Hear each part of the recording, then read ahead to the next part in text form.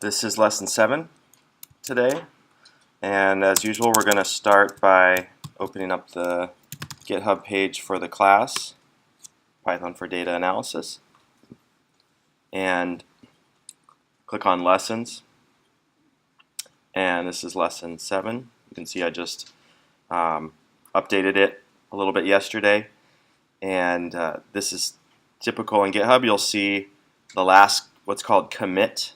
I called this commit minor tweaks, and this was 16 hours ago. So when we do GitHub at the end of the quarter, this is the kind of stuff you'll be paying attention to. So we're going to click on that lesson, and let's select that URL and copy it with Command-C on a Mac or something similar on a Linux or Windows machine. Alright, and then we're going to open up the terminal. So I usually do this by typing Command spacebar on the Mac. That opens up Spotlight Search, which we can then type terminal and the first few letters, and it's going to be the top hit. So we hit enter, opens up the terminal.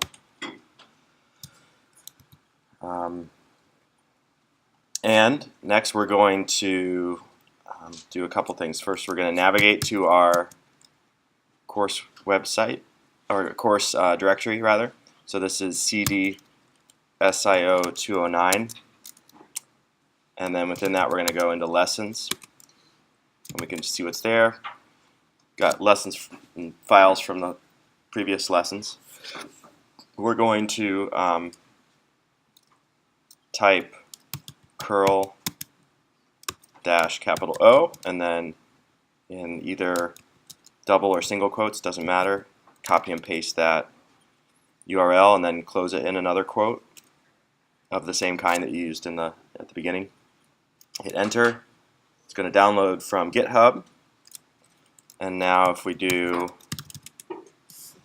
an ls where we're sorting by time in long format, we're going to see that we have this lesson here that we just downloaded. Finally, before we can start the lesson, we're going to activate our Conda environment. So we're going to type source activate Python. Now, with Conda, it won't tab complete the name of the environment, but what you can do is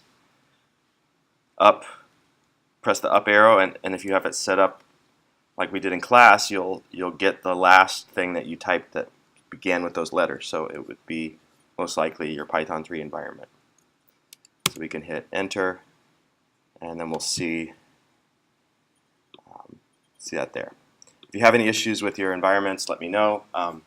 It's possible if you installed a different version of Miniconda, or you had something called Anaconda, or whatever, you might be having multiple environments of the same name.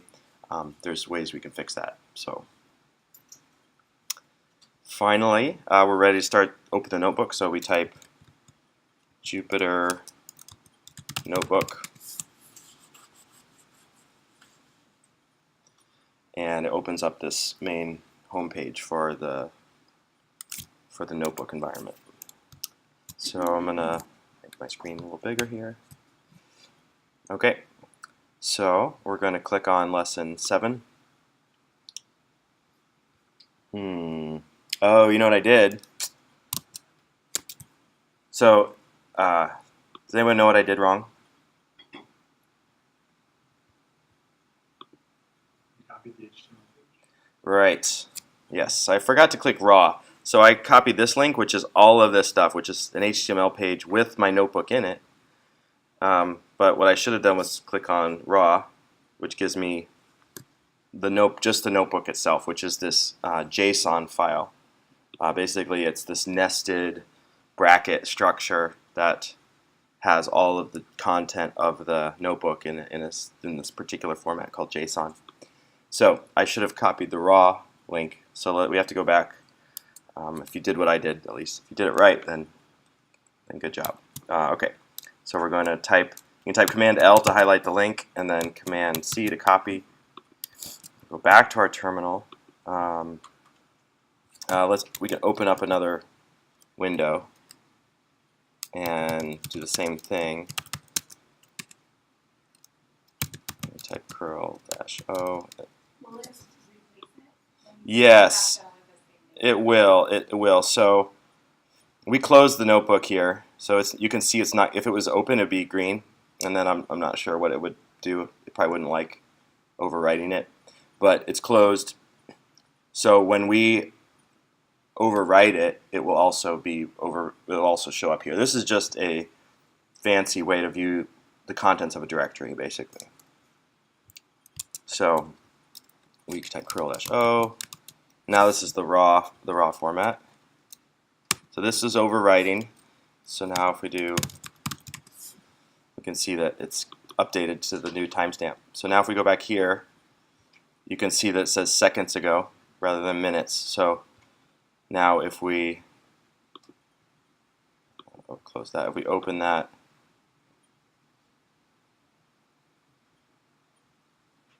hopefully it will work. Yeah. And did everybody get working? Okay. So next thing we're going to do before we dig into the content of the lesson is we're going to clear all the output, because we want to make sure the notebook's working on our machine, that it's not just we're not just seeing the output from GitHub. So I'm going to go to Cell, All Output, Clear. So now all the output's cleared, and you see that there aren't any, these cells haven't been executed yet. There's no input line number. And then I'm going to, for myself, you don't have to do this, I'm going to turn off the header and the toolbar so that there's more space. Everybody good? Okay. So for today, we're going to cover a few more topics in Python. We're going to cover logic and loops, which are two different related topics. Logic is, in the sense of computer science, logic is determining if a statement is true or false, and then if you combine multiple statements that have truth values, that could be true or false, what happens when you combine those.